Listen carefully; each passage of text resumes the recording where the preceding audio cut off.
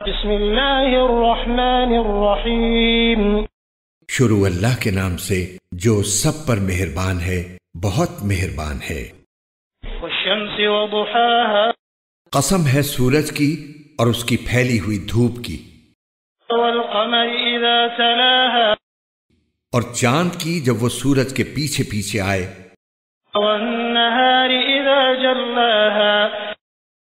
اور دن کی جب وہ سورج کا جلوہ دکھا دے، واللیل اذا یغشاها، اور رات کی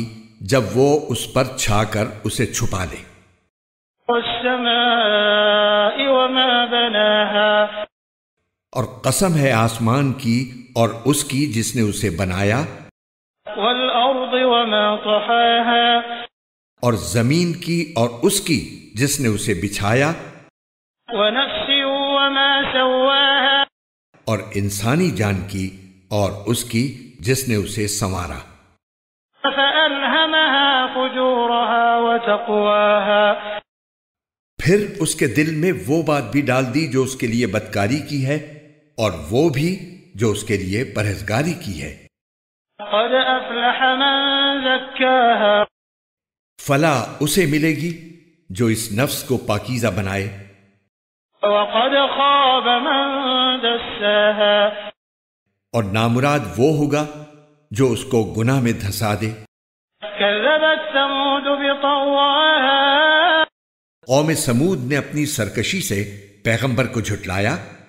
إذ انبعث أشقاها، جب ان کا سب سے سنگ دل شخص اٹھ کھڑا ہوا،